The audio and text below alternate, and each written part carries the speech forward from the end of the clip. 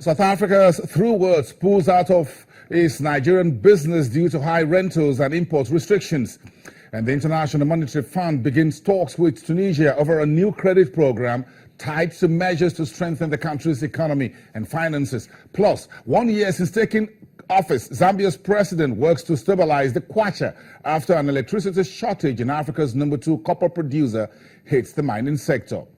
Thank you everyone for joining us on the program. It's Friday, February the 19th. I am Bosun Amafaye. Now let's get started. The first story coming through from South Africa.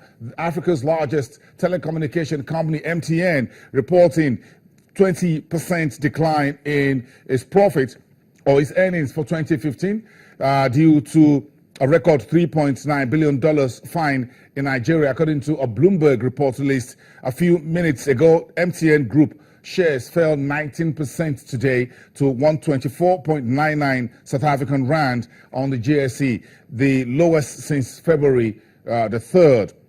MTN's basic earnings per share, excluding one-time items, were at least 3.07 Rand, lower than the 15.36 Rand reported in the same period of 2014. MTN Group is now blaming the decline of its earnings on a loss of business in Nigeria, where the Communications Commission, the NCC, withheld services and forced the company to cut off 5.1 million customers. That's the latest from MTN, as reported by Bloomberg. Let's get back to the program, where British Prime Minister David Cameron and his EU counterparts on Thursday met for a European Union summit described by leaders of the 28-nation bloc as the best chance of preventing Britain leaving Europe. Cameron is keen to end the week in Brussels with a deal that he can call a victory, so he can then start campaigning to keep Britain in the EU before a referendum widely expected to be held later in June. German Chancellor Angela Merkel, who met her French counterpart François Hollande before the meeting, says her country was ready to do everything to create the conditions so Britain can remain a part of the European Union. Cameron struggling to sell a deal to an increasingly skeptical British public, and many in his own Conservative Party, wants change in 4 areas. Number 1, measures to curb migration. Number 2, safeguards to protect London's financial sector from decisions binding the 19 EU members using the euro, for Britain to be excluded from ever closer union, and for greater competition in the bloc. Let's talk about the world of automobiles. Toyota says it's recalling nearly 2.9 million sports utility vehicles globally because of faulty seatbelts. The company says their seatbelts could be damaged if they come in contact with a metal seat cushion frame in the event of a crash. A majority of the recalls, more than 1 million, are in North America, followed by Europe, China, and Japan, and other regions. In an email, the world's biggest selling automaker says that the global recall involved its RAV4 SUV model produced between July 2005 and August 2014 and sold worldwide, and its Vanguard SUV model produced between October 2005 and January 2016 and sold in Japan. Owners of the involved vehicles will receive notification by email, and Toyota dealers will add plastic covers to the metal frame at no cost to customers. Now let's get into Europe. The automaker, German prosecutors on Thursday urged a regional court to fine Porsche euro 807 million and sentence 2 former top executives to more than 2 years in prison, each for allegedly lying to investors during their aborted 2008 takeover of rival carmaker Volkswagen AG.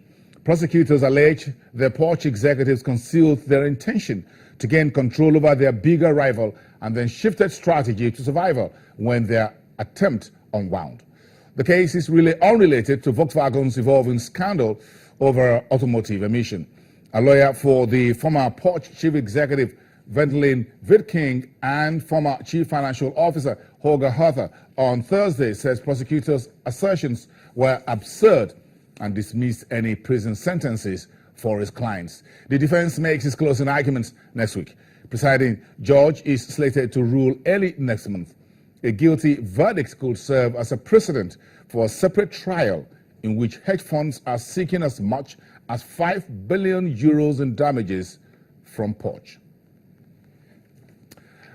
So we are now in the final trading hours for the European markets this Friday and the week as a whole. So let's get through to the Frankfurt Stock Exchange. Let's bring on the program Javier Arguedas to talk to us about today's trading day and the week. Talk to us, Javier. Good afternoon to you. It looks like markets in Europe ending today in a negative session. Talk to us about the week so far.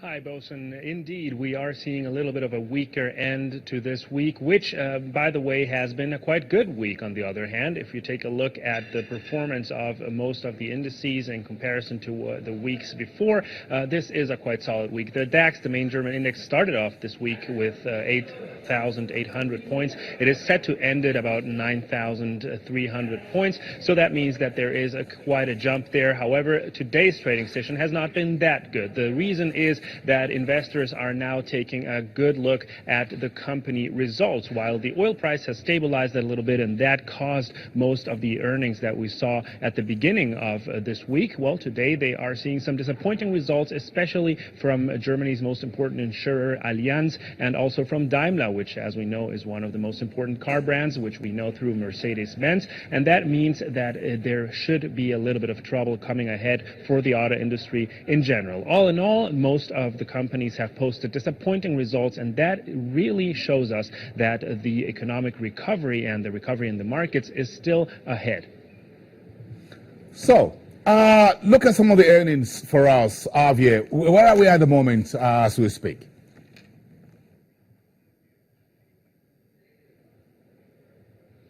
Well, at this moment, what we are taking a look at are the results, again, of two of the most important companies here in Germany, Allianz and Daimler, which posted profits that were lower than expected. Especially in the case of Allianz, which is an insurer, we do know that it is usually better than expected. It is a company that always surprises positively, and the fact that it, for the first time in quite a long time, posted results that were lower than expected, this makes everyone think that there is some trouble in the financial sector. Remember that the Chinese slowdown has definitely proven that the economy is not growing as many people had predicted at the end of last year and at the beginning of this year. But the real problem and the real consequence is how would it affect the other countries and the other economies, especially Europe and the United States. So if we see that the performance of the companies is not as good, well, that shows us that the impact is bigger than what many predicted, and that might have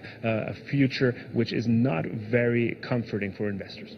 So the trading week is coming to an end in a few hours from now. So let's put this week behind us. What's on tap for next week? What will be some of the major trading themes for the Frankfurt market starting from Monday the 22nd?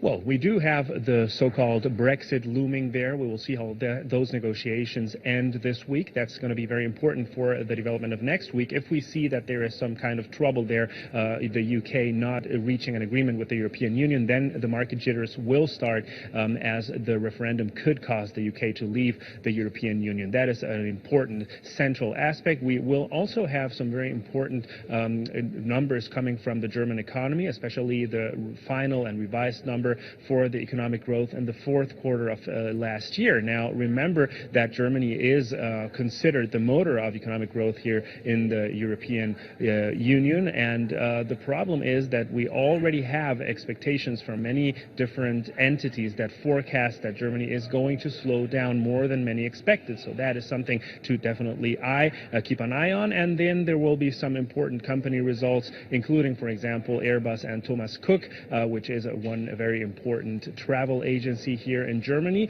Both will show just how good those oil prices have hit the travel industry, which, as we know, is one of the most important beneficiaries of the low oil prices. So all in all, we are expected to see some mixed results there. The big question that no one has the answer to is if this recovery that we seem to be seeing right now is going to be stable, or if instability will return in the very short term. Bosun.